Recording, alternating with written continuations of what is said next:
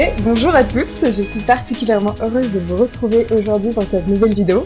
On est un an après la première cérémonie des Raoul Awards 2020, et même si la deuxième édition a déjà été lancée, j'ai enfin l'opportunité d'interviewer Agi Twice, auteur de La passeuse de mots, qui est un roman qui a été récompensé par un Raoul bien spécifique, celui du meilleur écrit en duo.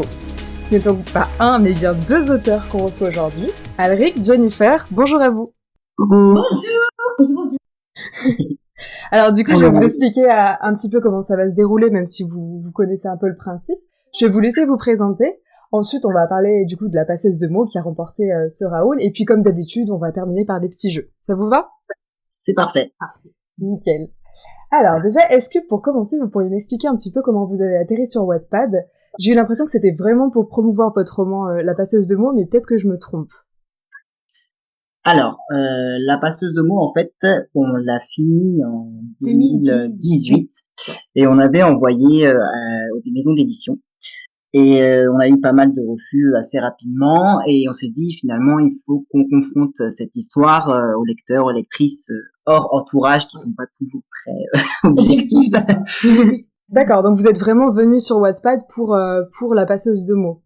Voilà, parce qu'on voulait la confronter à la critique des auteurs, enfin des lecteurs, des lectrices et savoir ce que les gens en pensaient au final. On s'est dit bon Wattpad c'est peut-être la meilleure occasion, ouais.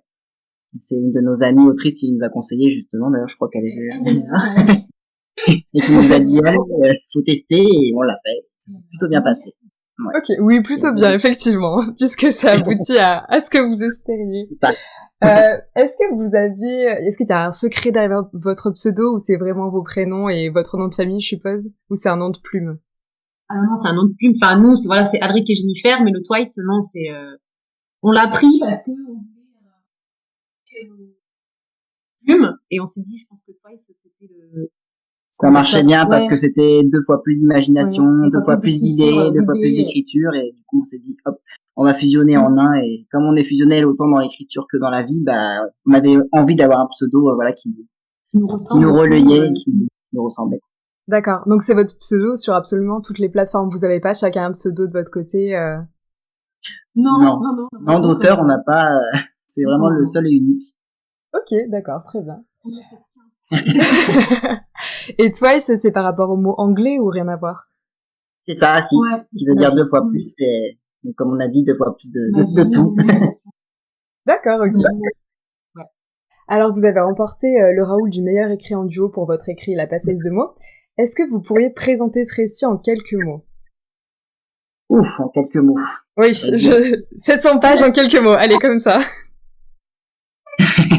Alors, je peux faire un petit résumé, on va essayer. Alors, en fait, La passeuse de mots, c'est une grande saga épique et poétique dans laquelle les mots et les émotions, en fait, forment une magie. Et cette magie, justement, dans le royaume d'Elos, où commence l'histoire, elle est régulée par un traité qui oblige tous ceux et celles qui passent les frontières de ce royaume à restreindre leur magie et à la voir diminuer. Et ce traité, du coup, ne plaît pas à tout le monde. Et donc, il y a un petit vent de rébellion qui souffle sur le royaume. Et c'est là où vit notre chère héroïne Arya Rosenwald, qui est une jeune fille tout à fait curieuse, maladroite, amoureuse des livres, et qui va devoir vivre une aventure à laquelle ces livres ne l'avaient pas préparée. Et tu expliques trop bien, j'ai rien à C'est super dur, en fait, pour nous de résumer à chaque fois, parce que résumer 736 pages, c'est pas évident. Mais voilà, c'est vraiment une histoire avec de l'âme, avec du cœur, c'est une grande aventure, en fait, une grande quête avec du courage, avec où les choix et les rencontres sont très importants. Et voilà, je pense que c'est. Et du coup, cette intrigue et cet univers, ça vous est venu en tête d'une manière particulière? C'est quelque chose que vous construisez depuis des années, j'imagine, mais est-ce qu'il y a un événement qui a fait que vous vous êtes dit, il faut qu'on écrive ça ensemble? Oui, je laisse Jennifer. Oui, la naissance de cette histoire, je remonte vraiment des années en arrière, en 2014. En fait, on s'est rencontrés en 2013 et on écrivait chacun de notre côté. Enfin, on écrivait et en fait, on s'est rencontrés, on est devenus amis et on savait que tous les deux, on avait ce lien avec l'écriture qui était très fort et une période, en 2014, on n'était pas bien du tout, tous les deux. Et Harry qui m'a dit non, mais il faut qu'on se remotive, il faut qu'on arrive, faut qu'on... On avait perdu un peu confiance en nous, voilà, dans nos niveaux d'écriture, tout ça, et elle a dit, il faut que chaque semaine, on va se faire des petits thèmes, voilà, et voilà, on écrira chacun de notre côté, on s'échangera nos... Même si on écrit, Ah oui, ouais. Et du coup, ça a commencé par des thèmes un peu basiques. C'était, je crois, le silence, le premier. Le deuxième, c'était l'enfer, c'est les autres. On aimait bien ça, ce genre de... ouais, c'était voilà. Et le quatrième, ça a été réinvente notre rencontre. Malgré que je crois qu'il est parti sur un thème Harry Potter un peu. T'as vu, je crois que c'était un peu un monde Poudlard, chemin de travers, tout ça. Et moi, je me disais, mais waouh, réinvente notre rencontre. Et puis j'étais là, je faisais mes punaises, il n'y avait pas eu Alric. Je pense que les mots, moi, j'aurais peut-être abandonné, voilà. Et je suis partie sur une idée d'un monde où les mots auraient un pouvoir, où ils nous sauveraient. En fait, dans l'histoire, c'était ça, en fait. C'était les mots nous sauver. Et j'ai envoyé Alric, il m'a dit, ah non, mais vraiment 5 minutes plus tard, je crois que t'as lu. Il est revenu me voir, il m'a dit, non, mais attends, là, il faut faire quelque chose. Il m'a dit, ça, c'est une idée de livre qui pourrait être dingue, qui pourrait parler à plein de monde. Et moi, j'étais là, je sais pas, t'es sûr et tout. Et vu que ça allait pas trop, et ben on a commencé à se lancer là-dedans. Et ça nous a jamais quitté. Ouais. C'était 4 ans d'aventure, ouais. Et clairement, les mots nous ont sauvés. Vraiment, cette histoire, c'est ça qui est assez fou parce que c'est parti d'un petit rien, voilà, un petit exercice qu'on se faisait chaque semaine et ça s'est terminé, voilà, en un livre édité et enfin, c'est fou. C'est une histoire assez, ouais, folle. C'est une très belle histoire, effectivement. Du coup, est-ce que Kylian et Aria sont inspirés de Elric et Jennifer ou pas spécialement? Alors, Aria, c'est beaucoup de moi. Ouais.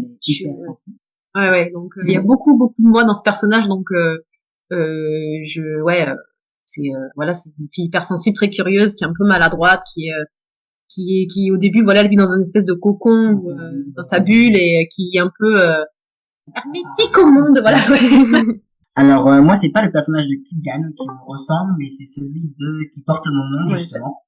Et comme je disais, bon, c'est pas de l'égocentrisme, hein, c'est juste que ce personnage, en fait, c'est un peu mon alter ego dans le sens où il a beaucoup de bagages, il a un passé assez compliqué, il se bat un peu avec ses démons et il va être sauvé du coup par une fille. Donc c'est un peu mon histoire et ce personnage, voilà, me ressemble. Et après, Kylian, c'est un peu un mix des deux. Je pense que c'est une idée, ouais. D'accord, ok. Nickel. Et du coup, la passion pour la pâtisserie de Aria, ça vient de Jennifer aussi, je suppose. J'ai vu que vous avez organisé un espèce de chit-chat cookies sur Instagram. Du coup, je me suis dit, il y a un truc là-dessus. Moi, j'ai une passion pour le sucre qui est même trop... oui, si elle a pas son goûter, c'est sympa. À 30 ans, je prends toujours mon goûter, je fais ce que je veux, ok. Il n'y a pas d'âge pour goûter. Ça fait du bien, le sucre, hein, faut le dire. Les gâteaux, on fait du bien. Et du coup, je suis assez curieuse, comment ça se passe l'écriture d'un roman à deux? Est-ce que vous avez chacun votre spécialité? Est-ce qu'il y en a un qui imagine, l'autre qui écrit? Est-ce que vous écrivez un chapitre sur deux? Alors, tu veux expliquer ou j'y vais? Vas-y. Alors en fait, bon, je vais vraiment dire le processus, je vais essayer d'être court, mais en gros, on a une idée de base. Elle peut venir de n'importe où. Hein. Généralement, c'est quand on sort de la douche ou des toilettes. Enfin, voilà. Donc il y en a un qui va sortir de la salle de bain qui va dire attends, j'ai une idée là et tout, et puis il y a l'autre qui va rebondir en mode ping-pong en disant et si se passait ça, et si se passait ça, tout ça. Donc on va un petit peu faire maturer un peu toutes ces idées pendant quelques semaines et quelques mois, et on va mettre tout sur un papier, et petit à petit il y a une frise qui va se construire, et on va faire ensuite chapitre c'est sur Google Doc. On va sur Google Doc, on travaille dessus. C'est l'arme ultime pour les personnes qui travaillent dessus, parce que c'est génial de pouvoir travailler sur le même fichier en même temps. En fait, on peut faire ça avec Google Doc, donc du coup on est tous les deux sur le même document et c'est top. C'est ça. Après, on fait vraiment le plan de A à Z, du début à la fin, parce qu'on a toujours la fin de nos romans. Et en fait, on va tout couper chapitre par chapitre et développer tout ce qui se passe dans chaque chapitre. Et ensuite, on va se partager chaque scène. Il y en a un qui va, par exemple, qui va dire, moi, je voudrais faire cette scène-là, ou l'autre qui va dire, à toi, je te verrais bien faire ça. Et voilà. Et du début à la fin, on se partage tout. C'est rare qu'on fasse un chapitre chacun, en fait. C'est vraiment un mix des deux. D'accord, ok. Bah, c'est marrant, vous travaillez comme ceux qui écrivent des fictions audio ou des films. Ils ont ce travail de découpage en amont, etc. On a beaucoup tout contrôlé et tout visualisé. D'accord, ok. Purée, bah, franchement, c'est un sacré travail parce que quand je vous lisais, j'avais pas la sensation qu'il y avait deux écritures mixées. C'est parce qu'en fait, à la fin de l'écriture, en fait, quand vraiment tout est écrit, qu'on est en mode réécriture ou correction, mais en fait, on essaye d'harmoniser Après, on est très complémentaires, donc je pense aussi que ça aide peut-être dans les deux écritures. tout ce qui est Scénario, intrigue, intrigue. logique, action, les trucs un peu plus bruts, c'est des coffrages, tu vois. Et moi, j'aurais plus ce côté un peu poétique, romantique, les descriptions, tout ça. Ok, d'accord. Donc hyper complémentaire du coup. Ouais, c'est ça. Ouais, C'est le mot, ouais. Et ça vous arrive du coup de vous marcher dessus un peu quand vous vous mettez en forme, ou est-ce qu'il y a des moments où vous voyez une scène d'une manière et l'autre le voit de telle autre manière et du coup ça fait des étincelles, on va dire?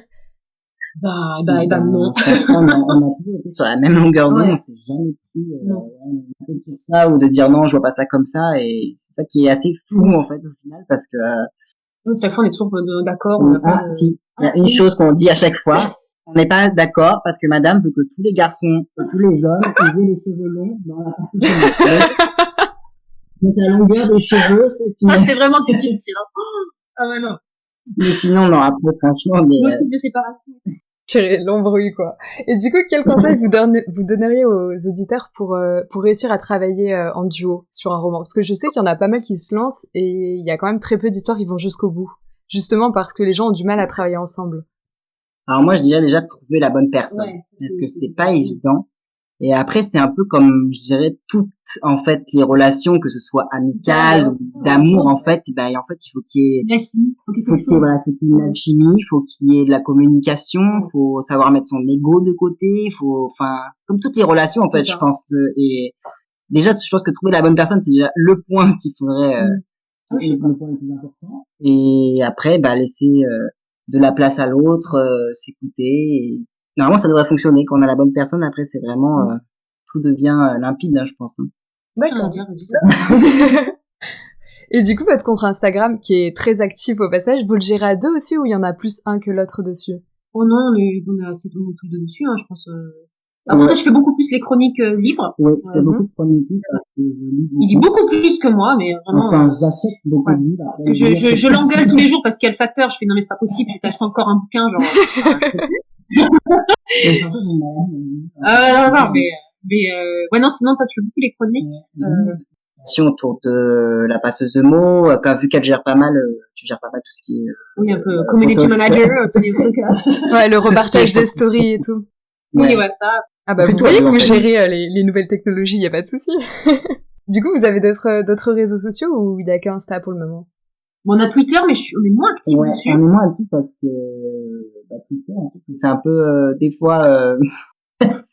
Twitter, en fait, c'est un peu tu peux trouver des trucs extraordinaires comme je trouve des trucs un peu affreux, quoi. Donc je suis un peu mitigée sur Twitter, mais Instagram, on a vraiment je sais pas, cette espèce de cocon, cette bulle, je trouve, voilà, entre lecteurs, écrivains, qui adore beaucoup. Après Facebook, on s'en sert moins. Mais c'est vraiment Instagram. On va essayer de faire un site aussi internet.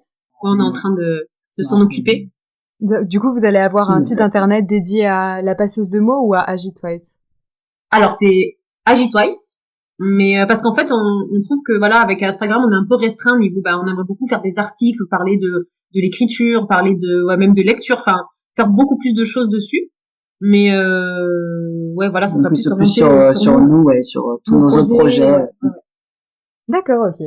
Du coup, vous êtes édité chez Hachette Roman, c'est plus un secret. C'est quand même une superbe maison d'édition. Est-ce que vous pourriez un petit peu nous raconter votre parcours pour arriver jusqu'à ce Graal pour beaucoup d'écrivains en herbe? Vas-y, Alric, vas-y, je vais te régaler de raconter. Est-ce que tu as du temps? Mais oui, on a du temps, y a pas de souci.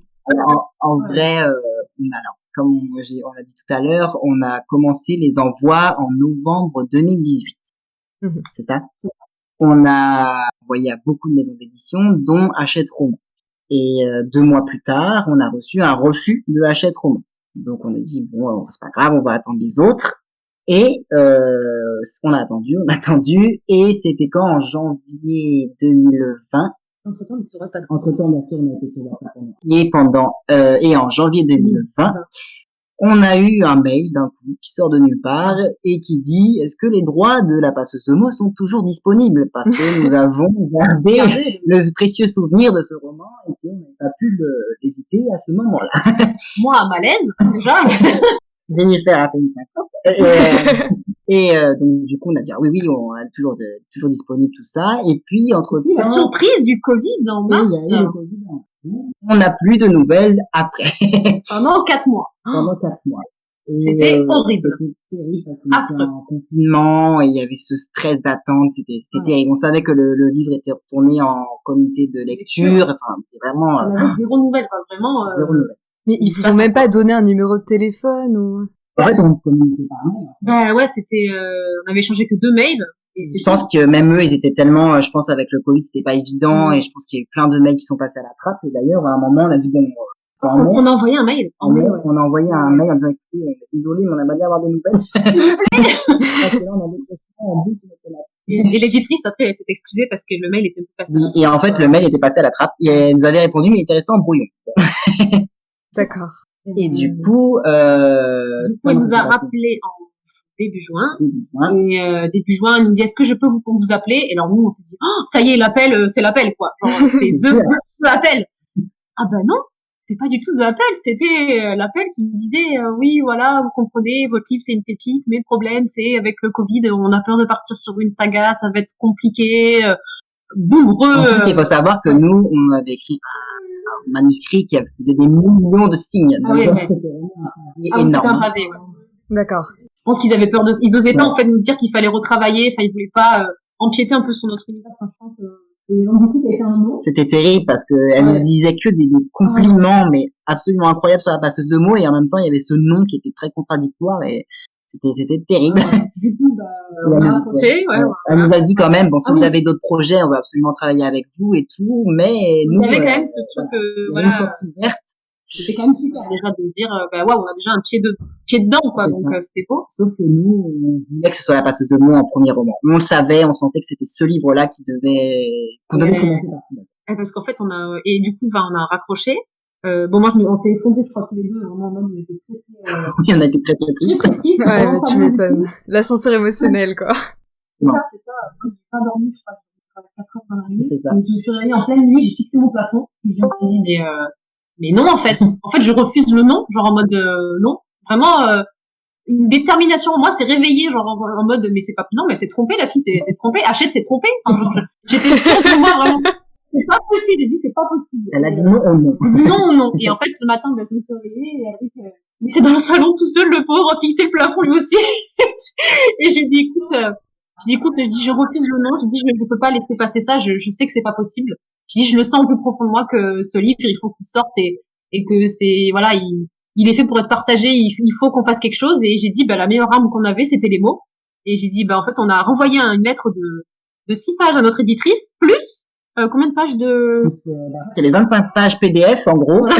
6 pages de lettres et le reste c'était en fait des images d'écran, des messages privés, les commentaires qu'on a eu sur Wattpad, les avis, les concours qu'on avait gagnés, on lui avait fait un copier-coller de tout ça. Tout ce qu'on avait eu, de tous les retours qu'on avait eu et pour montrer que ce livre il faisait du bien aux gens et c'est ce qu'on veut en fait partager en fait voilà. Et on nous a appelé deux jours après, elle nous a appelé, elle a fait effectivement, on voit que vous êtes déterminés. Elle a eu l'impression d'être une mauvaise personne en lisant ce mail parce que franchement tout ce que vous avez dit c'était fou et écoutez en fait ils avaient peur de nous demander de travailler sur la passeuse de mots encore et encore parce qu'après tant d'années à travailler dessus elle a cru qu'on ne voudrait pas en fait corriger encore et faire un gros travail d'édito dessus. Mais on lui a dit non mais on est d'accord.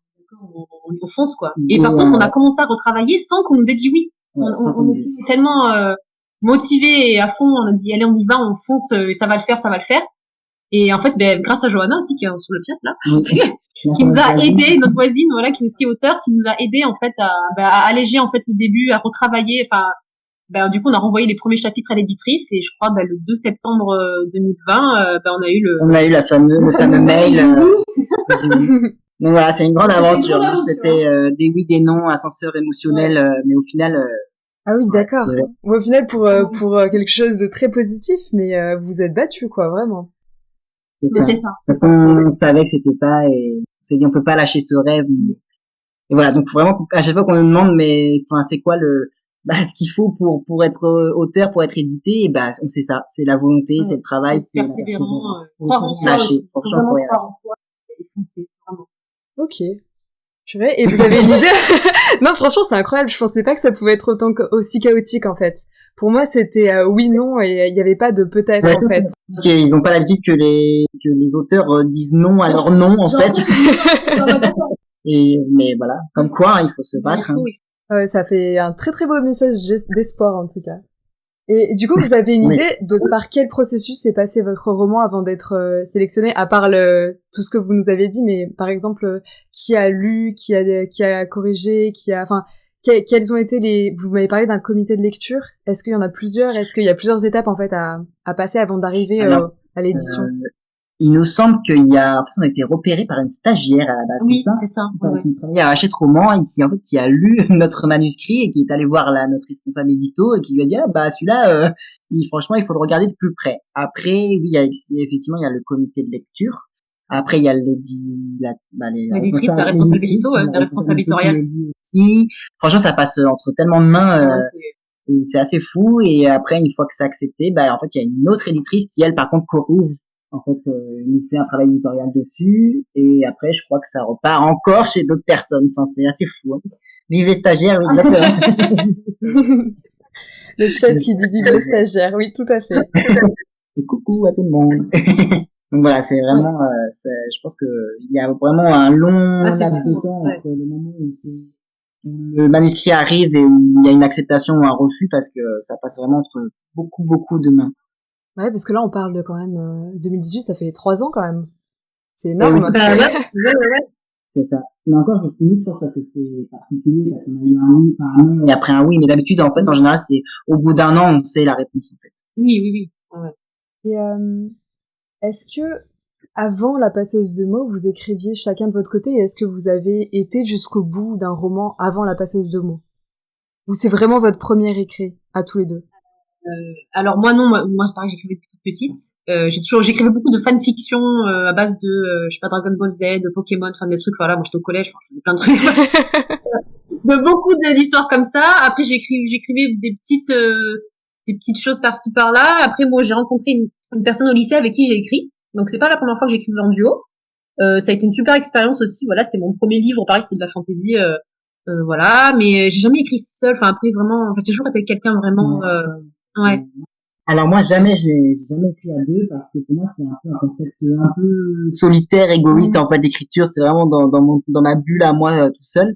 Mais par contre j'ai beaucoup écrit de livres, mais j'ai jamais été au bout, et tout simplement parce que je ne suis pas très douée pour pour tout ce qui est intrigue, fil rouge et tout scénario, et c'est ça. Et du coup c'est grâce à madame que j'ai pu enfin finir mon premier roman jusqu'au bout. Ok. Et est-ce que vous connaissez d'autres auteurs qui écrivent en duo? Peut-être sur Wattpad? Je crois que vous connaissiez Nokrov, si je dis pas de bêtises. Oui, ouais. Et à Carrie. Ouais. Oui, d'ailleurs, j'avais lu leur bouquin, il était vraiment chouette. Après, oui, il y a Yumi Taki. Oui, elles sont géniales en plus. Oui, on connaît plusieurs personnes. Et en fait, c'est marrant parce qu'ils sont un peu dans le même processus que nous. C'est ça. On a notre petite bulle d'écrivains. Ce serait à elle que vous auriez attribué le Raoul du meilleur écrit en duo? Franchement, je pense que oui. Ouais. D'ailleurs, merci pour ce... Merci pour le prix. Non, mais pas de souci. C'était amplement mérité. Et la première fois que vous aviez écrit, vous aviez quel âge? Moi, j'étais petite. Alors moi, ça devait être... je pense que l'instant, on a commencé à savoir écrire. Et vous en avez parlé tout de suite à votre entourage, ou vous l'avez gardé un peu secret pendant un moment? Moi, mes parents en fait l'ont toujours su, parce que c'est mon père qui m'a donné cette envie d'écrire et qui m'a transmis l'amour des livres et de l'écriture à base de dictée aussi. Oui. J'ai toujours été entre guillemets l'écrivain de la famille en fait. D'accord. Ouais, si. Elle lui racontait beaucoup d'histoires. Elle me voyait écrire, mais elle n'était pas. Enfin, il voyait, mais c'était sans. C'était pas secret, ouais, mais c'était sans plus, tu vois. D'accord. Aucun souci à faire lire vos textes à des proches, à des amis ou à des inconnus. Oh non, on n'a pas. Toi, t'as peur de montrer tes amis? Aujourd'hui? Ouais. Ah non, non, non. Non, on n'a jamais. Je pense qu'il y a quand même ce truc de dire, Oui, c'est un peu intime. tu rentres un peu dans notre bulle, tu vois, on vient te chercher de là, tu vois, alors c'est un peu, aujourd'hui, non. Et c'est quoi qui a fait le déclic du moment où tu t'es dit, ah, ça va, je peux le montrer? Est-ce que c'est des commentaires positifs que t'as reçus ou est-ce que t'as juste grandi et tu t'es dit, bah, c'est une passion comme une autre? Ouais, bah, je pense que c'est plus ça. Oui, je pense que c'est une question de maturité aussi. Quand on est petit, on veut garder son petit jardin secret, on a l'impression que tout est magique et tout est... Après, je pense que quand tu écris, tu trouves que, bah, déjà, toi, ça te fait du bien. Peut-être que ça pourrait faire du bien. Oui, aussi. c'est ça. En fait, moi, c'est un peu ma façon de... Surtout quand il y a deux personnes qui aiment beaucoup partager, qui aiment beaucoup avoir des liens avec les autres. Et voilà, on a notre bulle, mais en même temps, on aime faire rentrer des gens dans notre bulle. Donc, je pense que c'était important pour nous, en fait, de partager nos écrits. D'accord. Et du coup, vos futurs projets, à part enfin, j'imagine qu'il y a un tome 2, il m'a même semble entendre parler de tome 3 pour la passeuse de mots. Il y a même 4 trop de tomes. Ah oui, on part sur vraiment une grosse saga, du coup. Ouais, c'est une grosse saga. Bah, le tome 2, il sort cet automne. Non, mais attendez, je suis en train de capter. Votre premier roman, il fait plus de 700 pages, et il y a 4 romans derrière. Ah ouais, non, mais nous, on n'est pas des... C'est le trône de fer, quoi. Et encore, dis-toi qu'on a coupé, on a enlevé des choses. Ah ouais. Vraiment, ça faisait des millions de signes. Il faut savoir que quand on a envoyé la première fois la passeuse de mots, le premier tome et le deuxième, ça formé qu'un seul tome. Et genre, nous, on a cru que genre ça allait passer. Genre, en mode, vas-y. Ça 1380 pages à 4, faut savoir. Hein. Nous, on était fous, on était un peu naïfs. On s'est dit, oui, ça va marcher, c'est pas... À la poste, ils nous ont vu arriver avec nos gros cartons. On s'est dit, qu'est-ce que... On avait de l'espoir. Et non, du coup, donc, le tome 2, du coup. Donc, le tome 2 en automne. On a commencé l'écriture du tome 3 aussi, qui devrait sortir l'année prochaine. Parce que après, ce sera sûrement un tome par an. Parce qu'on a dit que 2 tomes par an. Ouais. Mais, 2 tomes par an, ça aurait pas été possible parce que on veut pas vraiment qu'on ait un temps pour écrire, on veut pas, enfin, quoi qu'on l'a pris pour le premier et le deuxième tome, enfin, on a quand même, je pense que voilà, si on fait trop d'un coup, trop vite, ça va nous plaire, je pense. Non, faut prendre notre temps et voilà. Et ensuite, d'autres projets, oui, on en a plein. C'est ça le problème. Les spin-offs de la passeuse de mots, qu'on a envie de préquel, spin-off de la passeuse de mots. Après, on a un projet de thriller un peu victorien gothique qui s'appelle Macabre. D'ailleurs, on sait qu'il y en a une qui dans le chat attend ça. Et qui est le premier chapitre sur Wattpad, d'ailleurs. Qui est le premier chapitre sur Wattpad. D'accord. Qui est très inspiré de notre amour pour l'époque victorienne et les Anglais. Et ensuite, on a un one-shot romance fantasy, je crois, à base de sorcières et de fantômes. Et ça, c'est des idées encore. Ouais, c'est des idées, c'est sûr. Et après, il y a un peu un feel good. Il y a un feel good aussi. Voilà. C'est quand même beaucoup. Et du coup, c'est toujours tourné autour de l'écriture. Vous avez pas de projet de fiction audio, de film, de dessin animé Ah bah nous, on demande que ça. Nous, notre rêve, c'est d'adapter la passeuse de mots soit en série, soit en manga aussi. On adorait, parce qu'on est fan de manga. Dans les animés, je pense que ça... on adorait, ou en série animée un peu. Je sais pas si vous connaissez Dragon Prince sur Netflix, mais... Ou Katsuki no Yona aussi, Ouais. Après, on a des petits projets YouTube, en faire des vidéos. Oui. On est en train de réfléchir à ça parce que c'est un peu, voilà, on connaît pas trop et que c'est des débuts un peu... Ouais, c'est un milieu qu'on connaît pas trop, mais on aimerait bien se lancer, faire des petites vidéos YouTube. Et notamment, là, on a un projet de parler de l'hypersensibilité et de la lecture. Et du coup, on va peut-être se lancer. Là, on a fait un petit appel à témoignages. Donc, je pense que ça va le faire. Donc voilà, on va être bien occupés. On attend que ça. Et du coup, ça fait quand même énormément de projets qui vont prendre beaucoup de temps. Est-ce que c'est indiscret de vous demander si vous avez abandonné vos métiers pour ce projet-là de la passeuse de mots? Alors, là, non, c'est pas indiscret déjà. Pour nous, on est très ouverts, on parle de tout. Hein. Ah oui. Alors, Zélie, toi, t'as... moi, voilà, ça faisait 4 ans que je travaillais dans l'administration. Et disons, on va dire clairement les choses. Hein, il faut bien manger, donc on travaille. Hein. Ouais. Voilà. Et du coup, quand on a été édité, après, il y a eu des trucs dans notre vie privée qui ont fait que j'ai réalisé qu'on n'a qu'une vie et qu'il fallait, je pense, profiter à fond de ce que la vie de fois nous offre. Et je suis partie, moi, fin d'année dernière, là, de mon boulot, et je regrette absolument pas parce que je vis à fond ce qui se passe aujourd'hui, et ça fait du bien. Et voilà, après, c'est plus tard, notre travail, mais là, c'est vraiment pour profiter pleinement de du beau cadeau qui nous arrive, quoi. Voilà. Vraiment, c'est profiter à fond. Et moi, pareil, j'avais un boulot, je travaillais dans l'administratif dans un centre de dialyse et qui n'avait rien à voir non plus, mais c'était alimentaire. Et le problème, c'est qu'on est très vite frustré, en fait. Je pense que la plupart des auteurs nous comprendront quand on a vraiment une passion, quelque chose qui est viscéral, c'est difficile en fait de faire un métier qui ne correspond pas et on se sent pas forcément à sa place et on s'est dit bon on va vivre cette aventure à deux pleinement et profiter voilà pour l'instant si on a l'opportunité de voilà de pas travailler pendant un certain temps et en profiter bah on le fait on a sauté à pieds joints dans cette aventure et on en profite et heureusement parce que le temps mine de rien c'est quand on a beaucoup de projets c'est pas évident. Bah, franchement, c'est une super histoire. Je pense que ça va donner beaucoup d'espoir à tous ceux qui vont vous écouter parce que il y en a quand même pas mal qui viennent sur Wattpad avec ce rêve-là. Du coup, c'est bien de voir que ça se réalise, quoi. Avec beaucoup de persévérance et beaucoup de confiance en soi, je pense. Ah, c'est ça. Mais c'est ce qu'on veut. De toute façon, on s'est toujours dit que le jour où on est édité, ben, on voudra aider les autres aussi à notre manière à y croire et pas abandonner. Il y a toujours ce lien et ce partage et on espère que ça se ressentira dans le bouquin, quoi. Mais d'où l'intérêt d'ouvrir une chaîne YouTube, je pense, pour le coup. Ouais, bah oui, c'est vrai. Ouais. Après, on n'est pas très à l'aise encore avec les vidéos. Alors non, mais... Bah après, ça peut être une chaîne comme moi. Moi, j'ai pas encore montré ma tête pour le moment. Ça viendra peut-être un jour, mais ça peut être juste des podcasts. Oui, les podcasts, ça nous plairait pas mal. Ça, c'est vrai. On pourrait bosser avec toi, dis donc, on pourrait faire des petits trucs sympathiques. Mais avec grand plaisir. C'est toujours plus facile de parler avec quelqu'un comme s'il y avait pas de micro, pas de caméra que toute seule, je pense. Et vous êtes deux encore, c'est de la triche. C'est vrai. Par contre, dans le chat, il y a des questions. Ouais, c'est ce que je suis en train de voir. Il y a Célie qui vous demande pour raccourcir ce qu'elle vous a demandé, comment faire quand on est hypersensible pour ne pas se faire manger par le monde extérieur. Est-ce que vous avez des petits tips en tant qu'hypersensible? Alors, je vais laisser parler madame parce que c'est elle qui est hypersensible. Oui, donc attends, parce que je lis juste sa question. Quand faire une ne pas se faire manger par le monde extérieur. Comment dire ça? Bah déjà, en fait, moi, je pense que j'ai la chance de déjà t'avoir toi parce que je pense que, Alric, il m'aide énormément aussi à affronter le monde extérieur, si je puis dire, parce que tu me comprends. Mais après, moi, j'allais parler de la note d'attraction. Je pense que ça, je pense que c'est un bon petit tips aussi. Moi, depuis quelques temps, je me suis rendu compte que quand tu penses positif, tu attires le positif. Mais je dis pas juste que t'as une pensée comme ça ou voilà, non, il faut croire à ce qu'on dit et à ce qu'on pense. Et à partir du moment où tu te dis, je vais y arriver, ça va marcher, mais que tu le crois, mais genre, vraiment, ça va le faire.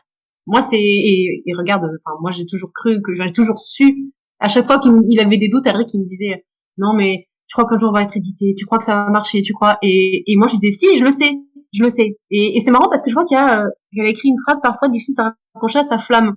Et j'ai toujours dit à Alric que j'avais une espèce de flamme au creux du ventre. Et je disais, cette flamme, je la sens chaque fois au creux de mon ventre et elle est là et je la lâche pas. Et en fait, c'est ça le secret, je pense, en fait. C'est qu'il faut toujours croire en soi, mais vraiment, une conviction, vraiment, je sais pas c'est à peu près ce que dégage, je sais pas. Il faut savoir s'entourer aussi de bonnes personnes. Aussi, parce que s'il y a beaucoup d'entourage peut être assez rapidement toxique ou pas bon pour soi et quand t'es hypersensible, c'est pas bon du tout de prendre toutes ces ondes négatives et je pense que faire le tri dans son entourage et être entouré par vraiment des personnes qui ont les mêmes valeurs que toi, je pense que déjà ça peut beaucoup aider. Oui, d'autant que l'hypersensibilité, c'est pas que négatif. Tu ressens les émotions négatives des gens, mais si t'es entouré de personnes qui ont beaucoup de positivité, qui croient en toi, qui sont bienveillantes, tu deviens encore plus, tu le perçois fois 1000, quoi. Beaucoup de gens pensent que l'hypersensibilité, c'est un fardeau. Et il y a longtemps quelqu'un nous a dit ça et on lui a dit, mais c'est aussi plein de belles choses d'être hypersensible. Moi, je sais qu'en vivant avec une hypersensible aussi, pourtant moi je suis, c'est un cœur de pierre, lui. Je suis pas un cœur de pierre.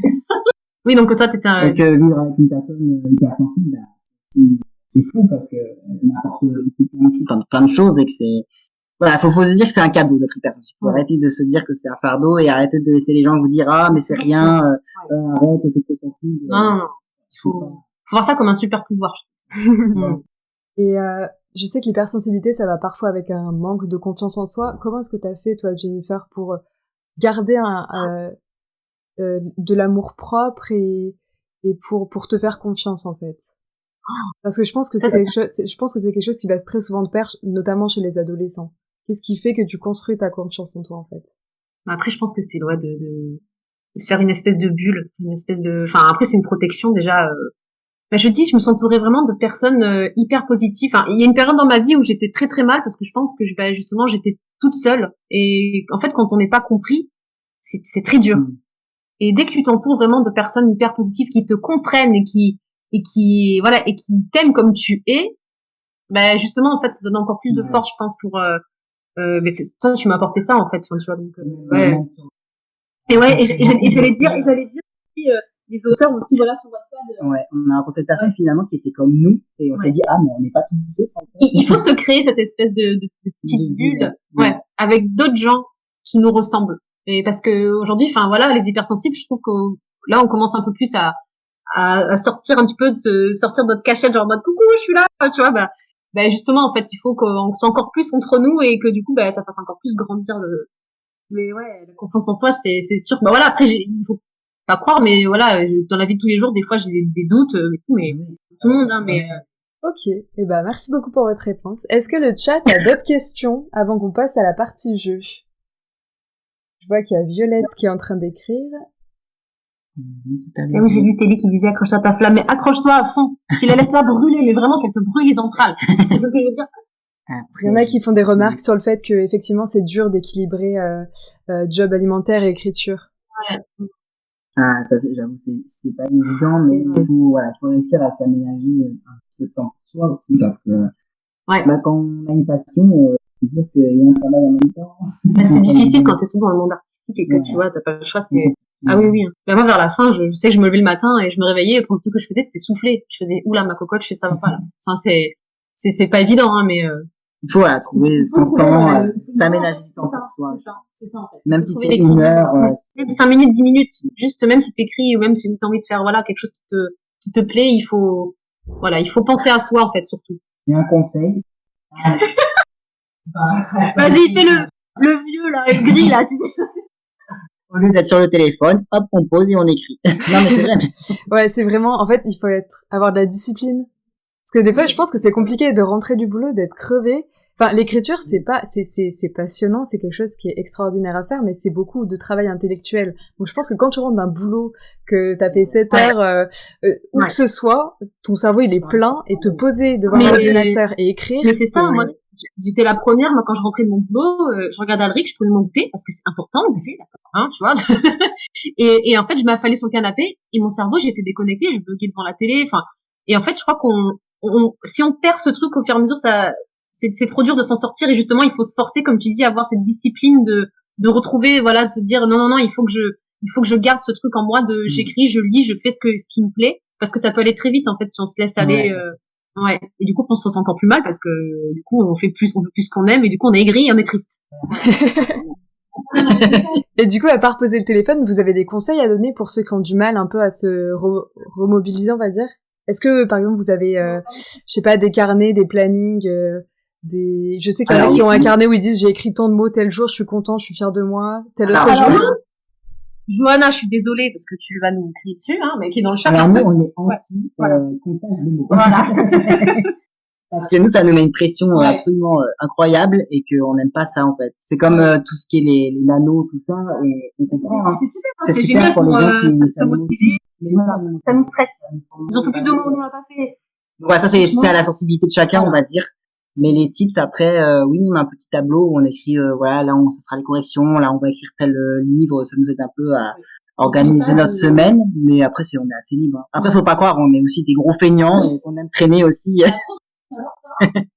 Oui, d'ailleurs, vous aviez dit qu'après le jour de publication de la passeuse de mots, vous aviez fait une semaine complète à être dans votre bulle, complètement épuisé. La régression totale. On a eu en fait un gros... un contre-coup, mais positif. Émotionnel et tout. Et pendant des années, on était dans notre bulle, en fait, à deux, d'écriture. Ensuite, on a ouvert un peu à Wattpad, tout ça. Puis d'un coup, cette bulle, elle a un peu explosé. Et du coup, ça laisse entrer tellement de choses qu'on s'est dit, oh là là, mais. C'est ça qui est difficile on aussi. On a pu gérer, on a pu contrôler. Et on s'est dit, c'est absolument fou. Et du coup, on s'est un peu dit, bon, allez là, pendant une semaine, on reste en pyjama. Mais je pense que c'est important aussi de prendre du temps pour vous après ça. Ah, en tout cas, ça vous permet de savourer la victoire. C'est très important. D'être fier de vous.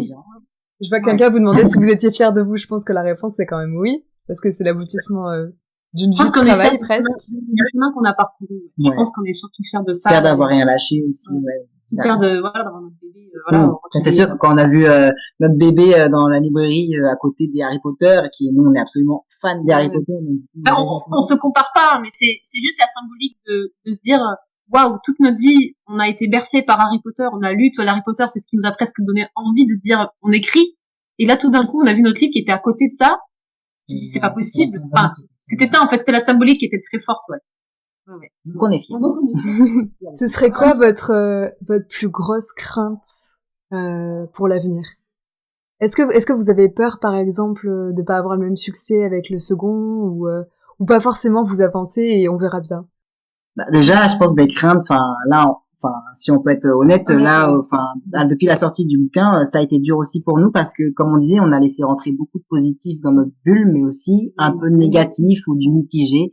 Des gens qui n'ont pas forcément accroché à l'histoire ou des gens, voilà, qui ont eu des mots compliqués. On a eu, par exemple, un monsieur de 60 ans, enfin, je sais pas trop, sur un site qui a été absolument. Ah oui, Philippe. Ah, il est connu. Oui, je vois bien.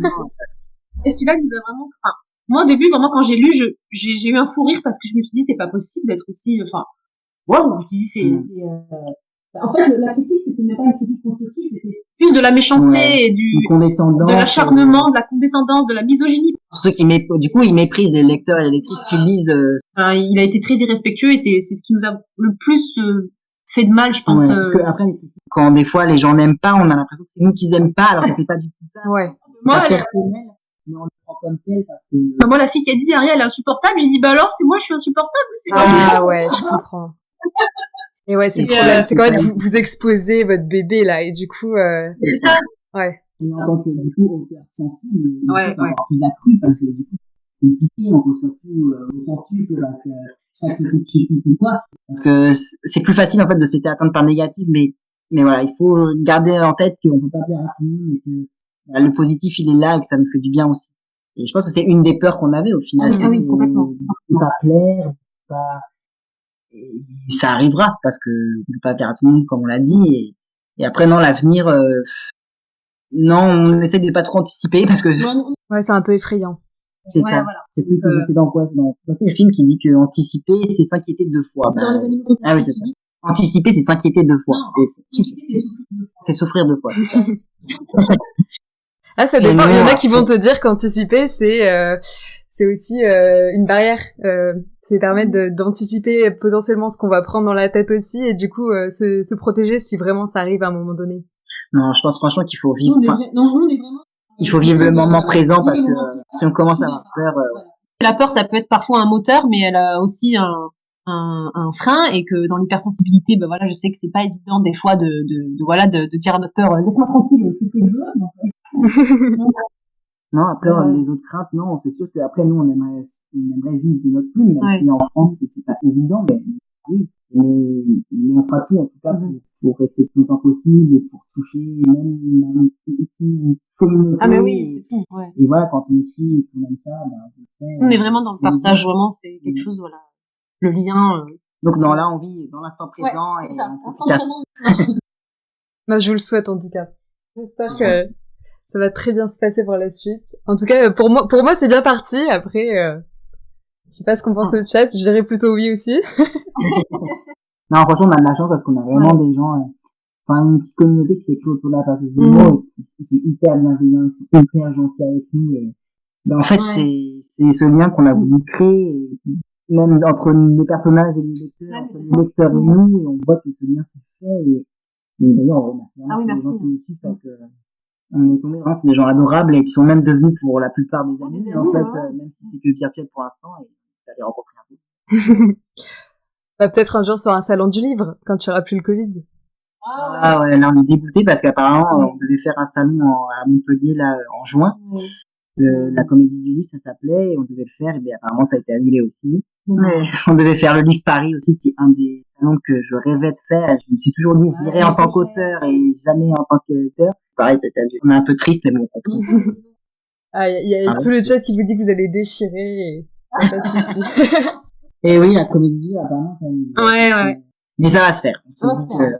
On a fait 5 tomes, on aura le temps de faire des salons. Oui. On viendra Donc, vous voir, y a pas de souci. C'est trop gentil. Est-ce que c'est bon le chat pour les questions? Ou est-ce qu'on passe à la partie J'ai jeu? mis du Tommy Jackson là dans le chat là, merci. Il y a Eltrim qui écrit un... Ah, merci. Et d'ailleurs, je sais pas s'il y en a qui habitent à Paris et à Babelio. Parce qu'en fait, on a sûrement une rencontre qui va se faire aussi sur Babelio, avec le site Babelio, une rencontre, et on peut s'inscrire pour venir nous voir et aussi pour gagner des emplois de la passion de monde. Donc, si vous avez envie de nous rencontrer, on est gentil, on sera là. Donc, vous pouvez aller sur le site Babelio et vous inscrire. Il y a Yako qui demande s'il y aura une carte dans le tome 2. Alors, on a posé la question à l'éditrice parce que nous aussi, ça nous semblait important d'avoir une carte. Surtout dans la fantaisie, pour repérer, et surtout avec nous, parce qu'il y a beaucoup d'endroits et des... C'est quoi Iris? Alors, Yako, on t'a... Ouais, on l'a vu, parce que celui qui pose la question, en fait, c'est... Vas-y. Oui, celui qui pose la question, Yako, en fait, c'est le faiseur de cartes qui n'arrête pas de nous harceler. Mais qui avait participé au Roll Award aussi, non, si je dis pas de bêtises. Exactement. Non, il est trop gentil parce qu'en plus, il fait des cartes trop belles et il nous a proposé du coup, enfin, on lui a dit un petit peu, on aimerait bien avoir une carte et du coup, il nous a proposé et on a fait la demande à l'éditrice parce qu'on aimerait bien et on sait pas encore si ça va se faire, mais quoi qu'il arrive, on va essayer d'en faire une, même si c'est nous qui la faisons. J'ai bien aimé la mission pour aller chercher la passeuse de mots en librairie, c'était incroyable. Ah, mais c'est fou. C'est génial. Oui, son petit vélo. Comme quand on disait qu'on avait vraiment une communauté adorable, bah c'est voilà, ça c'est un des cas. Mais c'est vous qui l'avez construit, la communauté. Je pense que c'est pas... On construit une communauté qui nous ressemble en principe. C'est Je pense gentil. que C'est vous ce êtes que un nous a duo dit. qui a beaucoup de positivité, donc vous allez forcément attirer des gens qui vous ressemblent. Ah, mais c'est gentil. C'est ça qu'il y a une lectrice qui nous avait dit ça, je sais. On a les lecteurs. Oui, on a les lecteurs qu'on mérite et on trouve ça trop mignon. On sait pas si on mérite autant d'amour et tout, mais voilà, on a de la chance et on est là pour donner de l'amour. Nickel. Eh ben écoutez, je pense qu'on peut passer à la partie jeu, si vous avez encore le temps, Ouais. parce que ça fait déjà... Ah oui, t'inquiète. Ah, ça fait déjà 50 minutes qu'on discute. ça va encore, on a été soft. Alors, le chat, vous pouvez participer, mais Alric et Jennifer essaient d'éviter de regarder pour éviter de On tricher. regarde pas. Et vous pouvez participer à l'écrit plutôt qu'à l'oral, si possible. Ok, c'est parti. Non, enfin, vous participez à l'oral, mais les auditeurs plutôt à l'écrit. Que je me retrouve pas toute seule à lire à voix haute les réponses. Voilà. Alors, du coup, vous allez jouer en duo, puisque je ne peux pas vous faire jouer individuellement à ce jeu-là. Le tout premier jeu, c'est le qui a dit. Donc, vous pouvez me poser toutes les questions que vous voulez. Je peux répondre que par oui ou par non. Donc, c'est une citation d'une personne qui existe et qui a dit « Les honneurs, je les méprise, mais je ne déteste pas forcément ce que je méprise. » Je vous la mets dans le chat pour que vous l'ayez sous les yeux, parce qu'à l'oral, c'est toujours un peu plus compliqué. Alors, les honneurs, je les méprise, mais je déteste pas forcément ce que je méprise. Du coup, est-ce que ça vient d'un livre? Non. Est-ce que ça vient d'un film? Non plus. D'un jeu. C'est une personne qui a existé, qui a dit ça, potentiellement à la télé ou. Voilà, c'est vraiment une citation. Ok. Est-ce que c'est un président? Non. Est-ce que C'est un chanteur. Non. un acteur? Non plus. On peut même pas tricher sur Google parce qu'on va nous entendre taper. Un auteur?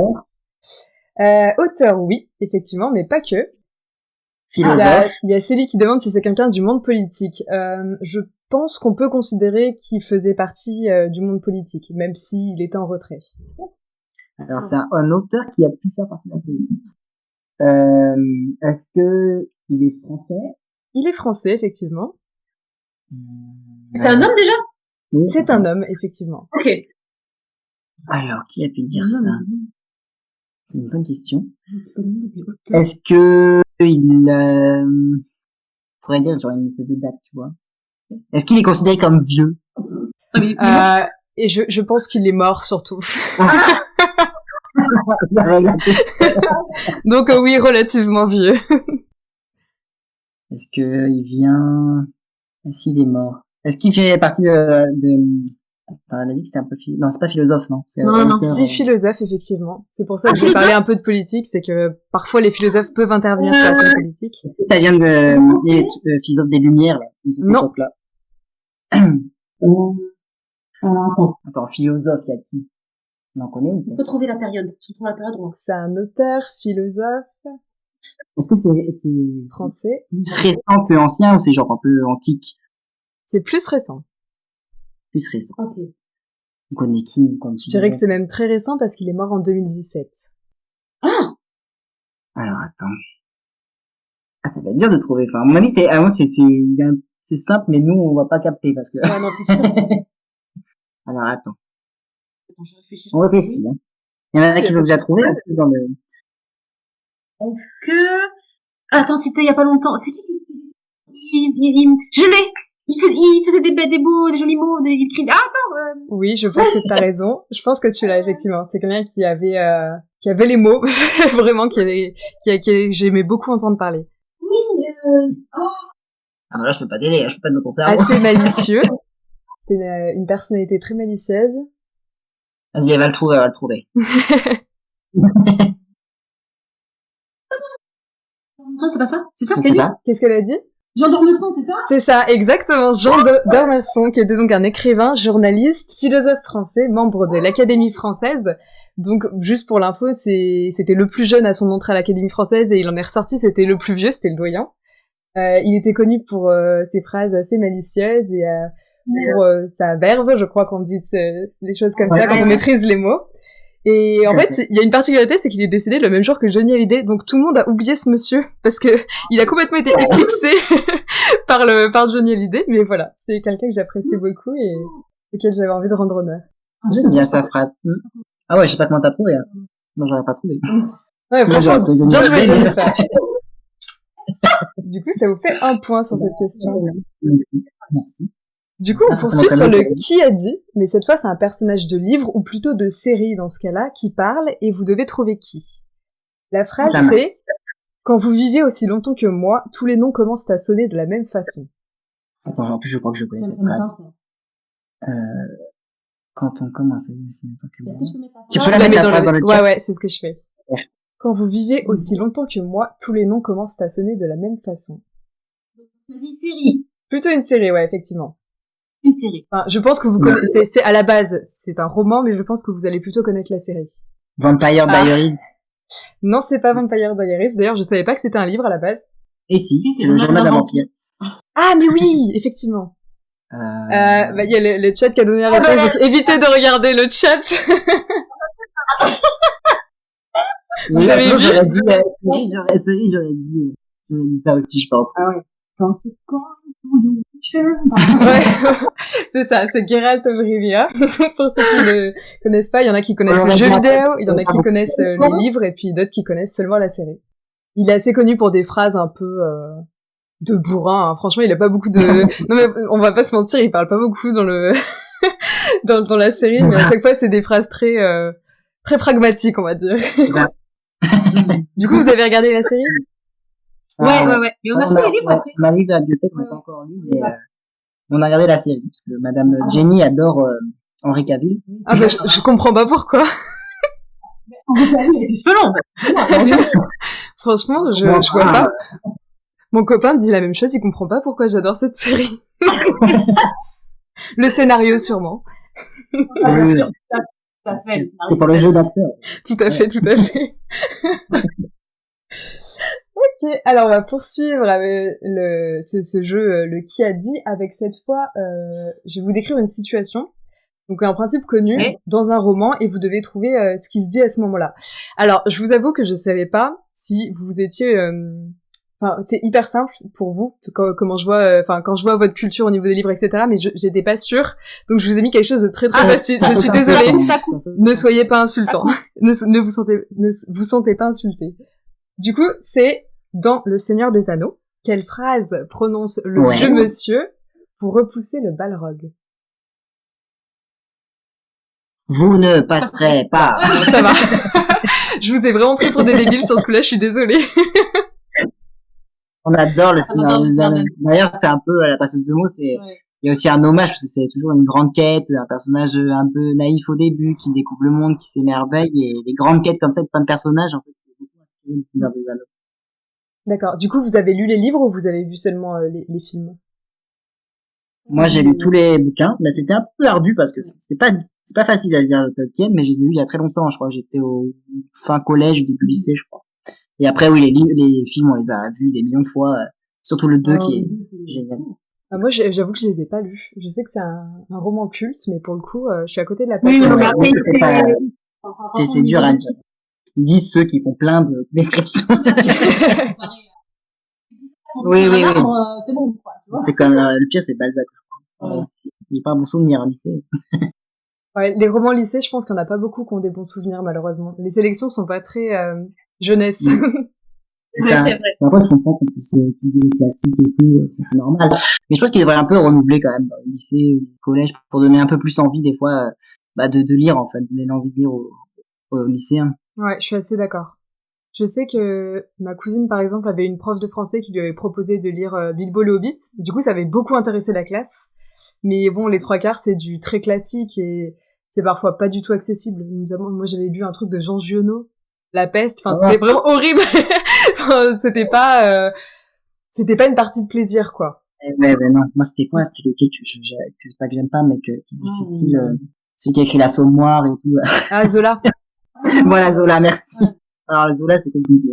Après, j'ai eu des bonnes découvertes aussi. Je sais que, par exemple, j'adore Molière, j'adore Voltaire. Enfin, il y a quand même des bons trucs. Mais après, c'est vrai que pour intéresser les jeunes, maintenant, c'est pas, bon, je parle comme un vieux, c'est horrible. Non, mais je vois ce que tu veux dire. Il faudrait qu'il y ait des portes d'entrée vers la lecture qui soient plus adaptées, en fait. Oui, c'est ça. Et après, la passeuse de mots au lycée dans 10 ans. On vous le souhaite, toujours. Je crois qu'on a plusieurs personnes qui sont profs du coup et qui nous ont proposé justement de faire lire la passeuse de mots dans leur classe et l'étudier et de faire des rencontres avec nous et on trouvait ça super cool. Ah, c'est incroyable. Ce serait trop bien que ça se fasse. Ah, j'aimerais trop. Surtout moi j'ai toujours voulu être prof sans jamais l'avoir fait. Du coup, j'ai pris ma revanche. Ok, alors du coup je vous propose de passer à présent au jeu du top 20. Donc vous allez devoir deviner le nom des 20 plus grosses maisons d'édition françaises classées par chiffre d'affaires. Et je veux plutôt la raison sociale, parce que vous savez que le marché de l'édition est détenu par une poignée de grosses maisons, on va dire. Donc il faudrait plutôt le nom des filiales, on va dire. Donc il y en a 20. Ouais, c'est bon. Et c'est parti. Déjà, on sait que le premier, comment c'est qui c'est vous pouvez y aller, hein. Vous pouvez le dire à l'oral. J'attends. On sait que le premier, je crois que c'est Hachette Livre. Tout à fait, c'est Hachette Livre. Bien joué. Donc c'est en 2020 le classement, hein, celui que j'ai trouvé. Ça c'est marrant parce qu'on a regardé une vidéo il y a pas longtemps sur ça en plus. Donc Hachette Livre en première position, effectivement. Tu dis quoi, Editis? Elle a dit Editis? Ouais, tout à fait. Exactement, c'est Editis le deuxième, incroyable. Après Gallimard, il doit pas être loin. Alors, Gallimard, effectivement, il est en 6e position. Alors Gallimard, édition Gallimard, en 6e position.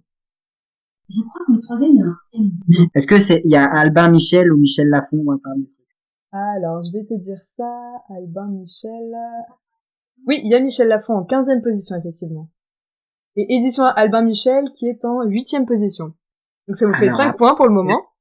Il faut que je trouve celui de... Après, est-ce que livre de poche, ça fait partie de livre Pocket Jeunesse?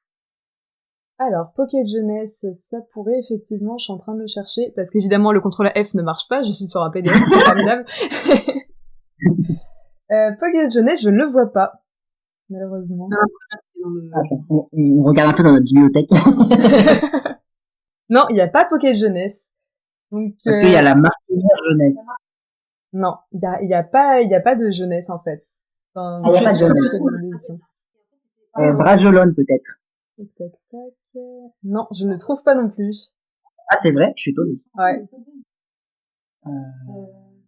Troisième, ça m'énerve. Alors après, on regarde un peu dans notre bibliothèque ce qu'il y a. Michel Lafon, on a dit? Ouais, vous avez dit Michel Lafon. Vous avez Albin Michel également. Pour nous aider un peu dans le... Dans le chat, il y a Flammarion qui a été donné. Effectivement, Flammarion fait partie du top 5. Ah voilà, c'est évident. Après, je vous conseille de chercher du côté de l'école, justement. De l'école. Nathan, non? C'est comme ça? Nathan. Non, elle a dit qu'il n'y avait pas de jeunesse. Nathan. Alors, Nathan... Ouais. C'est non, il n'y a pas Nathan. Oh. Comment s'appelle celui qui... Il faut que je trouve. Toi, je sais pas, t'as des idées. Attends, il faut que je visualise. Bayard. Bayard? Mais Bayard, c'est pas Hachette. Alors, Hachette Livre, Grasset. il y est, effectivement, on l'a dit tout à l'heure. Bayard, non, ça n'y est pas. Oui, Grasset, c'était pareil. Non, on achète 1 milliard de livres, mais par contre, les éditions. Après, dans le top 20. Après, moi, je vous avoue, dans le top 5, il y en a 2 que je connais pas, par exemple. Hein. Donc, je pense que ça doit être, je sais pas ce que ça regroupe, ce top 20, mais peut-être qu'il y a des revues ou des choses comme ça. Ah, peut-être. S'il y a des juristes dans le chat, je pense que vous allez en trouver également facilement. Est-ce qu'on peut avoir une première lettre? Alors, pour le vous trouverez pas le troisième, je pense. Bon, je vais quand même vous donner la première lettre. C'est un groupe qui commence par un M. Du coup, Jennifer avait pas tort. Ah oui, c'est vrai. En M. Ouais. Je sais pas. Marabout. Non, c'était Madrigal. Je sais pas si ça vous parle. Ah non, pas du tout. Ouais, moi non plus. Et le 4e s'appelle Média Participation. Voilà, c'est des groupes, donc c'est des groupes, et pour le coup, je sais pas ce qu'ils détiennent exactement, donc je peux pas vous aider là-dessus.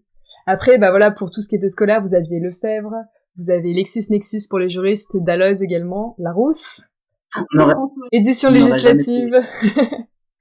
Voilà. Après, voilà, c'était des groupes détenus par Gallimard. C'était voilà il y a Panini France également, je sais pas ce qu'ils font au milieu. Ah oui, c'est vrai. Ouais, des livres de collage là. C'était quoi avec les trucs là? Ah ouais, non, les grands groupes, c'est vrai qu'on connaît pas forcément. Non, mais oui, c'est pas un top 20 facile pour être honnête. Hein. Ok, du coup, vous êtes sur 5 points. Comme vous avez moins de 10 points, je vous propose de faire le rattrapage. Alors, moyenne. Du coup, je vais vous donner le nom d'un roman dans sa langue d'origine et vous devez le traduire, enfin trouver quelle a été la traduction française du titre. Alors là, je m'excuse parce que j'ai jamais fait d'allemand de ma vie, donc je vais vous le mettre dans le chat, mais globalement, ça fait un truc genre Die Prinzessin of der Erbsee. Mais je vais vous le mettre dans le chat parce que j'ai aucune idée de comment ça se dit. Attends. Non, ne mets pas la pression. Il y a Eltrim qui dit qu'elle l'a. Bon, il y a peut-être... La princesse... C'est soit la princesse de... La princesse de... De l'aube? Non, je sais pas. La princesse... Je crois qu'il y a Célie qui l'a. Ah, la princesse au petit pois! La princesse au petit pois, effectivement. Bien joué. C'est sorti en 1835, quand même, hein, ça date. La vache. Il faut savoir que j'ai fait de l'allemand de la 6e à la terminale. Ah bon? Et que je ne sais quasiment pas parler allemand. Mais tu sais que c'est le cas de beaucoup d'élèves. Ma sœur a fait allemand et c'est pareil, hein. Elle dit elle retient pas, hein. C'est une langue qui est très compliquée à apprendre. Et c'est très dur. C'est très compliqué et en fait, moi, à chaque fois, je vais... C'est vrai que l'espagnol, en plus, c'est plus chantant, quoi. Ouais, moi, j'ai fait italien, espagnol, j'adore. Italien, j'en ai fait un petit peu aussi et c'est vrai qu'allemand, c'est très dur, quand même, mais ça m'a servi à rien. Dommage. Si, peut-être un jour, pour traduire la passeuse de mots, tu vas... Oh ouais. Tu pourras dire merci à ton public allemand. Je serais curieux de savoir comment on dit la passeuse de mots en allemand. Si quelqu'un a Google Trad, ce serait très drôle. Ah, est-ce que on sait qu'en anglais, on l'a vu sur un site, c'est The Word Passenger, je crois. Mais en allemand, si quelqu'un a Google Trad, on veut bien, ce serait drôle. Voilà, on attend que quelqu'un nous le cherche. J'ai un titre de film cette fois, je pense que vous l'aurez assez facilement, qui est sorti en 93. Et en anglais, ça donne The Nightmare Before Christmas. Et je vous le mets dans le chat. Ah, mais ça, c'est... Oui, L'étrange Noël de Monsieur Jack. C'est ça, exactement, L'étrange Noël de Monsieur Jack. De Tim Burton, du coup. Ah, c'est un de nos gourous. Donc, 1 point sur ça aussi. Et le dernier, c'est un roman en anglais, et donc c'est sorti en 2002. Alors, peut-être que vous l'aurez pas parce que je sais pas s'il est très connu en France ou pas. Moi, c'est un roman que j'ai lu quand j'étais ado, que j'ai adoré, mais peut-être que vous l'aurez pas et je suis désolée. En anglais, ça donne The Sisterhood of the Traveling Pants, et je vous le mets dans le chat également. Alors si, je sais, c'est un film... C'est aussi un film, effectivement, qui n'a pas du tout marché. Il y a une histoire de Jean. Il y a une histoire de Jean. Qu'est-ce qu'elle a dit, Jennifer? Quatre filles et un jean. 4 filles et un jean, exactement. C'est une série que j'ai adorée, qui était trop trop bien. Il y a 5 tomes, je crois. Génial. Et c'était génial. Vraiment, c'était incroyable. 4 Bon, on a filles et vu un tout. jean, qui a été Comment adapté j'ai en su 2008 ça au cinéma. Comment j'ai connu ça, je ne sais pas. Bien joué. Du coup, vous avez 3 points au rattrapage, donc ça vous fait un total de Ah. 8 points. C'est pas dégueu. Franchement, vous êtes dans la moyenne. Ça va. Alors, il y a Raoul qui m'avait imposé un jeu qui s'appelait Le Châtiment, qui a été adapté difficilement, mais je l'ai quand même fait en duo. Vous allez le faire à tour de rôle, parce que sinon je pense que ça va être trop compliqué, on va pas vous entendre. Donc, vous allez m'épeler le mot ornithorynque en donnant une lettre chacun, à tour de rôle. Ok? Donc, vous avez 15 secondes. Vous êtes prêts? Ornithorynque, vous avez bien entendu le mot? Ouais. Allez, Alric, tu commences. Oh la merde, oh la merde. Bah, allez, c'est parti. Bah, O. R. N. Oui. Elle a dit quoi? Donc j'ai O-R-N. C'est dur de pas, quand on écrit pas, attends. R. O. R. N. Alors, attends, j'ai un gros doute, là. Il y a un Y, non? Et c'est perdu, c'est un I. C'est O-R-N-I-T-H-O-R-Y-N-Q-U-E. J'ai été très très vache là-dessus. En faisant dans la tête, c'est super compliqué de pas écrire en même temps. Ah, moi, je suis en train de regarde, je sais quoi? Vous avez une Mais mémoire pas sur visuelle beaucoup, plutôt. vraiment, quoi. Oh là là. Ok, Mais après, il faut se dire aussi que être auteur, ça ne veut pas dire ne pas faire de fautes d'orthographe. On en fait aussi beaucoup. tout à fait. Et il y a des auteurs qui sont dyslexiques et il y a aucun problème là-dessus. Exactement. C'est sûr. Quoi. Faut pas avoir peur de faire des fautes d'orthographe. Ok, le deuxième petit jeu de Raoul, ça va être de faire une acrostiche du mot griffe avec uniquement des qualités. En 40 secondes. Et Jennifer, tu commences. Avec le G. Vas-y. J'ai pas compris, attends. On refait. En gros, en fait, il y a le mot griffe. Ouais. Et en fait, tu donnes les qualités pour chaque chaque mot. Ah, genre gentil. Voilà. Allez, ça part. Donc gentil pour griffe. Ensuite, Alric R. Reconnaissant, c'est une qualité. Le I pour... En I. Est-ce que intuitif, c'est une qualité ou pas? Ouais, ça passe. Intuitif. Fidèle. Mhm. Farouche. Je sais pas Mais si... farouche, c'est pas une qualité. Raoul n'accepte pas farouche, c'est pas une qualité. Non, c'est pas une qualité. 30 secondes, plus que 10 secondes pour finir. Filou. Allez, Filou, ça passe. Et le E. T'aurais dû dire philo. Élégant. Wouhou. Je pense. Sur le gong, 39 secondes 82. Bien joué. Ah, c'est vrai. Moi, je vois plus dans le... Ouais, c'est vrai. Ok, maintenant, combien de félins pensez-vous pouvoir me citer en 30 secondes? Vous en donnez un chacun à tour de rôle, et l'autre n'a pas le droit de répondre tant que le premier n'a pas donné la réponse, ok? Vas-y. Alric, tu commences. Moi, je commence? Ouais. Léopard. 1. Pas plus fort. Chat. Oui. Un guitare. Oui. Panthère. Oui. Panthère. Un guitare. Oui. J'ai entendu. Je pense que t'as parlé que j'ai pas entendu. Il a dit un plumard. C'est bon. Et un lion. Oui. Et 30 secondes, tape. Du coup, je suis à 6 de mon côté. Est-ce qu'Alric t'avait parlé et que je t'ai pas entendu? J'ai entendu Lyon C'est au bon. dernier. Je crois qu'il y en avait 7, mais je suis pas sûr. Ok. Allez, 7. Paf. Ça fait 7 points, on va dire. C'est comme les vidéos, on n'était pas préparés. Hein. C'est pas grave. Ce jeu est pas fait pour être préparé de toute manière. C'est le but, de vous stresser avec le temps. Ah oui, exactement. Elle transpire de la moi aussi, là.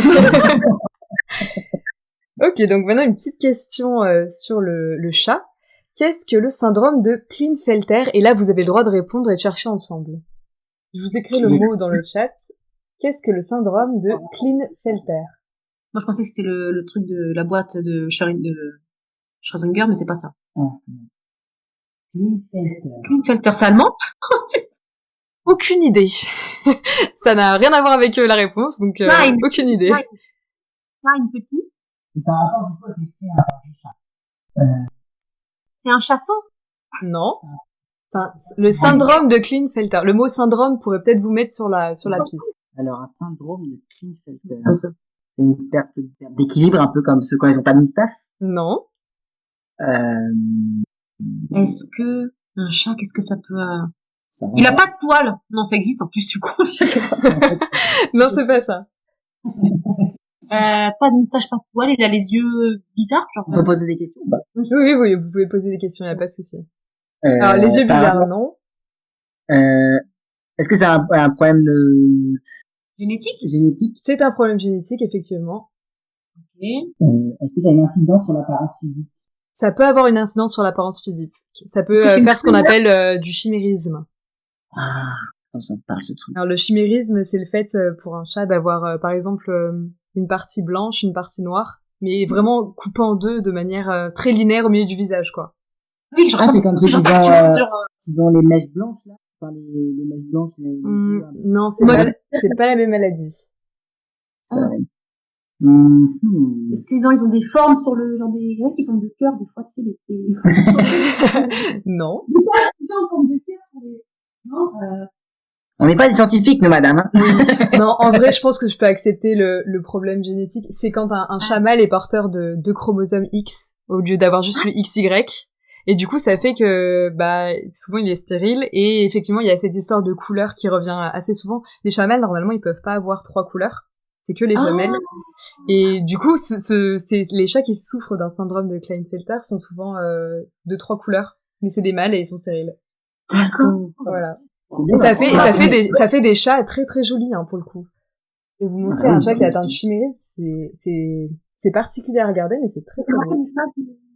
C'est chez nos voisins qui venait souvent chez nous et qu'elle avait 3 couleurs aussi. Oui, c'est vrai. Non, c'est des écailles de tortue. Ouais, c'est ça, exactement. Écailles de tortue. Elle était trop belle, d'ailleurs. Attends. Eh ben, bien joué. Ça nous fait un point là-dessus. L'avant-dernière question du châtiment. Quel est le nom du célèbre chat? Pardon. On a vu le chat. Il est super, hein. C'est un chat qui est très célèbre sur Instagram. Elle s'appelle comment déjà? Kessamba, un truc comme ça. Ah non. On dirait vraiment qu'il y a 2 chats différents. Ouais, mais c'est vraiment ça, en fait, c'est je suis pas scientifique du tout, mais c'est vraiment 2 cellules qui ont fusionné et ça se voit, en fait, physiquement, c'est hyper impressionnant. Ce serait fou d'avoir ça chez les humains. Alors, du coup, l'avant-dernière question. Quel est le nom du célèbre chat noir de la tout aussi célèbre sorcière blonde? Ça fait beaucoup de S, et c'est un indice. Salem, bien joué. On adore Sabrina. Bien joué. Vous regardez, du coup, les nouvelles aventures de Sabrina? On a regardé la première saison, qu'on avait adorée, mais la dernière, on était un peu plus... Ouais, j'ai pas encore regardé la dernière pour ma part, mais je me suis fait totalement spoiler, donc je sais pourquoi c'est triste. On sait pas, donc, on n'a pas regardé, mais on a regardé le premier épisode, et on dirait qu'ils veulent aller très vite finir la série, quoi, et on était un peu deg, donc, ouais. D'accord. Sinon, j'en adore. Ok, donc pour ceux qui connaissent pas, Salem, c'est un chat qui est issu d'une série qui s'appelait Sabrina l'apprentie sorcière, qui était une série américaine, qui a cartonné dans les années 90. Moi, personnellement, j'ai joué au jeu PC de Sabrina. C'était trop bien. C'est génial. Et là, Netflix l'a remis au goût du jour avec les nouvelles aventures de Sabrina, qui est plus horrifique et moins humoristique que la première. Ne vous inquiétez pas, on dira rien. Donc voilà. Ok, la toute dernière question du châtiment. Qui est le plus beau?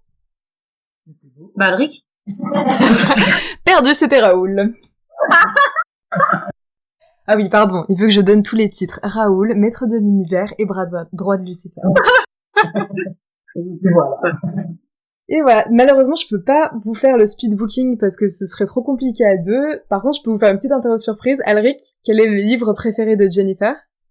Le livre préféré de Jennifer? Oh, mais t'en as plein aussi, c'est ça. Tu peux me sortir le classique si tu veux. Je sais que t'aimes Pablo Neruda, mais c'est pas celui que tu préfères. Mon livre vraiment que je pourrais relire à chaque fois. Harry Potter et la Coupe de Feu. Voilà. Jennifer, quel est le titre du premier roman écrit par Alric? J'ai pas le titre. Mais t'avais un titre? En vrai, non, il y avait pas de titre. Ouais, super, mais qui fait des romans sans titre?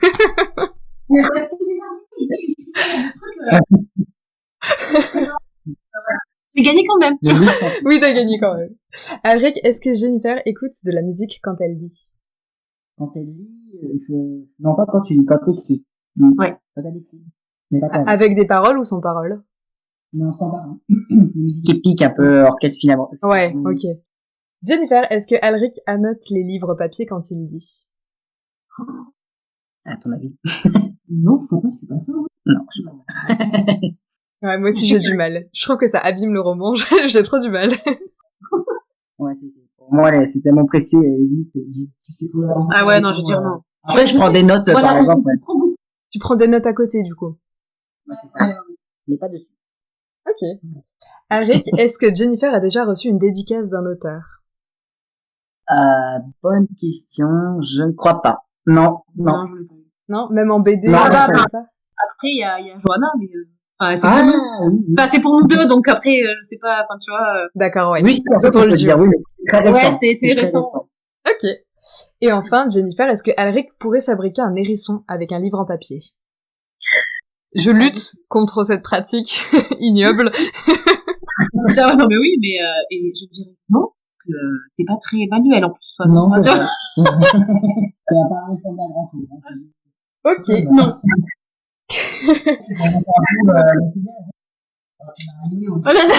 C'est ce qu'on s'entend bien, tu sais. À la mairie, il y a pas longtemps, là. Ouais, On s'est posé notre dossier. Peut-être que finalement, on va dire non, parce qu'on connaît pas. Non, n'importe quoi. De quoi? J'ai pas entendu ce que vous avez dit, j'ai entendu mariée et mairie. Parce que c'est moche. Pardon, excuse-moi. Je viens de voir la photo des hérissons. Ah ouais, non, c'est trop laid, c'est super laid. Ah non, c'est immonde. C'est immonde. Mais on disait que c'était un test pour le futur mariage. Comment on sait si on se connaît ou pas? Quel est le but? Ah non, mais dans 2 ans, j'anime les amours, les gars, vous êtes pas prêts, hein. On aimerait bien participer, c'est rigolo. Ouais, qui sait, peut-être qu'un jour je ferai la version YouTube, on verra. C'est drôle. Bon, Sur les le auteurs. chat est Ah oui. tout autant scandalisé par le hérisson en papier. Ça me rassure. Bravo. Bienvenue sur le Discord. Vous n'êtes pas bannis. J'avais jamais vu cette pratique étrange. Et moi, c'est souvent, notamment dans les vieilles maisons, qu'il y a ce genre de truc posé. Tu sais, genre, quand tu montes les escaliers et qu'il y a des petites fenêtres là qui servent à rien sur les côtés, il y a toujours un hérisson en papier dessus. Je pense que Philippe, il en a chez lui. Avec le vôtre de roman. Ça fait un hérisson mais obèse. Enfin. Fifi, si tu nous écoutes, hein. Oui. Bon, bah écoutez, je crois que c'est la fin de cette interview. Je sais pas si le chat a encore quelque chose à dire, à ajouter. Une question, peut-être, la dernière. On est là, on est tout en vie. Est-ce qu'il y a quelqu'un qui nous a posé une question? Comment allez-vous après cette phase magique de publication? Ah bah ça. Bon, ça on avait, ouais. On avait eu un gros ascenseur émotionnel. Et que là on va mieux, on s'est remis dans les rails et on est reparti dans les corrections. Mais ça a été fou, ouais. Ça a été fou et beaucoup d'émotions. Mais on va bien. Merci beaucoup. Après, question. Ah, deuxième question. Quand tu fais le rencontre Wattpad? Il y en a beaucoup. Il y en a beaucoup, en fait. C'est une des premières filles qui nous a fait une vidéo coup de cœur en fait qui est sur YouTube et Elle est tellement hyper gentille. adorable. Après il y a Madame Violette Lewis et après il y a pareil il y en a très non, enfin c'est dur de dire des noms parce que Isaura. Ouais, elle avait parti. Je connais le pseudo, j'ai déjà vu passer. ouais. Bien parce que on s'est dit ils se reconnaîtront parce que on peut pas choisir, c'est trop dur. C'est dur. Il y a beaucoup de belles rencontres et on sait qu'il y en aura d'autres donc puis nous on n'aime pas choisir, on a le cœur assez grand pour accueillir plein de gens. Vous allez rester sur Wattpad ou vous partez vers de nouvelles conquêtes? Et le faiseur de cartes. Ah oui, évidemment. Ah oui, bah oui. Ils sont trop adorables aussi. Est-ce qu'on va rester sur Wattpad? Je pense, on est toujours sur Wattpad en fait, même si on y va un peu moins, mais on essaye de donner des nouvelles de temps en temps. Putain, j'ai trop parlé, j'ai plus de voix. Je vous avais dit de prendre une bouteille d'eau. Moi Je crois que c'est rare que je parle autant, c'est pour ça. On a laissé notre livre macabre dessus. Et on se dit pourquoi pas. Franchement, pourquoi pas les mettre des futures histoires pour pareil essayer de voir si ça plaît. Ouais, c'est pas parce qu'on a édité que on va oublier d'où on vient. Ok, et ben écoutez, merci beaucoup d'être venu, même 1 an après, ça me fait trop plaisir. Vous êtes un duo que je voulais trop avoir en interview. Parce que je vous sentais motivé par le truc et je sais qu'il y en a qui ont été plus timides et qui ont préféré l'interview écrite, donc voilà, j'aurais été déçue de pas vous avoir pour des questions de C'est timing. gentil d'avoir attendu autant de temps. C'est vrai qu'on a passé des périodes un peu compliquées, donc du coup c'était comme on t'avait expliqué, donc c'était pas évident, mais on est content d'être venu. Mais je pense qu'on va refaire des choses ensemble, quoi, madame. Je te le dis. Mais avec grand plaisir. Et en plus, vous avez l'honneur d'inaugurer mon micro. Je sais pas si vous avez remarqué que j'en avais un. J'espère que ça va s'entendre la différence parce que Mais je suis hyper fière de mon truc. j'ai remarqué parce que j'ai écouté une de tes vidéos hier et en fait là avec la différence, je vois qu'il y a un très bon son et ta voix est déjà très belle. Donc c'est c'est Oh, vous clair. êtes mignons, c'est trop gentil. Non vraiment, il y en a pas ta voix. Et bah, tout le monde remercie mon copain pour ce cadeau. Voilà. Et bah, écoutez, je vous souhaite une très belle soirée. Merci beaucoup au chat qui a été super actif, ça fait plaisir. Et on vous souhaite une super continuation avec vos romans et vos rêves. Merci beaucoup, et puis merci à tout le monde, et ben on vous embrasse, et puis à bientôt. Salut! Bisous tout le monde!